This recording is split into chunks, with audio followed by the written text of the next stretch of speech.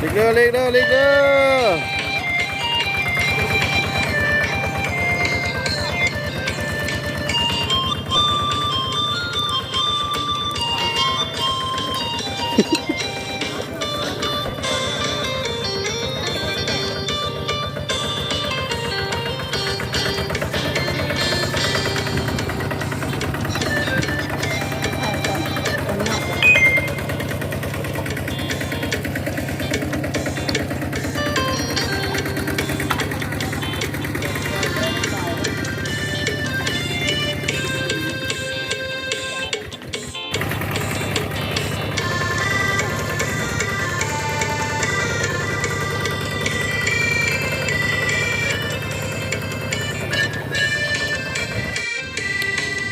ถึงแม่พี่น้องโคนมาซ่อนซ่อนปลาคนหลายก็ปลาเนาะ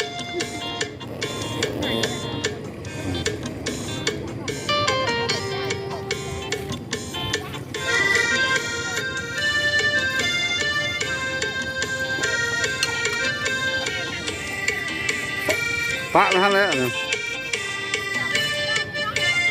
มึงแม่สูพี่น้องเฮ้ยคนหลายคนป่า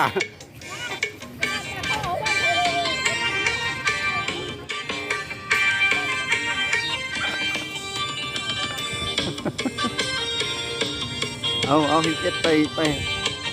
จม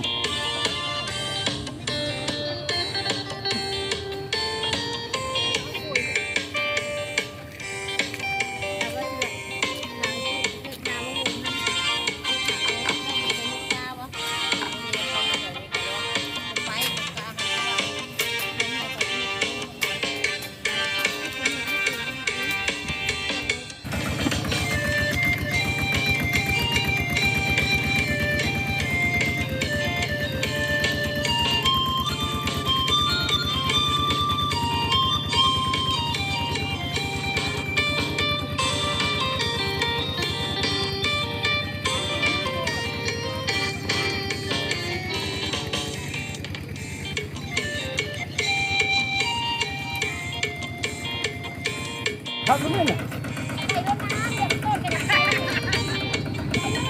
โซเฟอร์รถไฟเลยครับโทรศัพท์เลย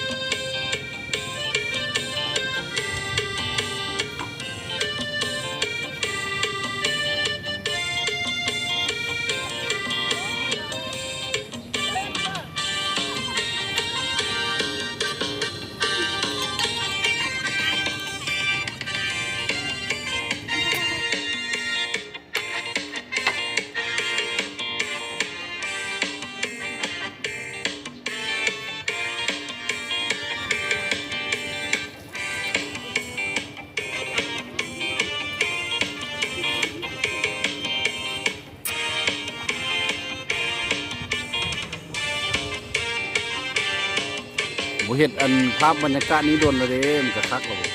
ตอนปานารอดเนาะ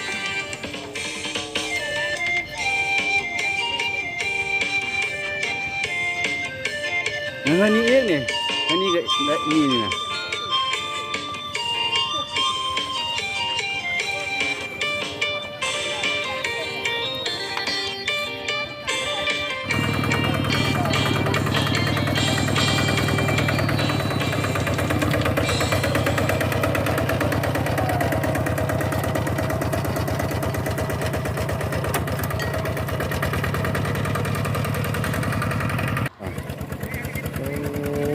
เป็นตะมกแล้วป่านี่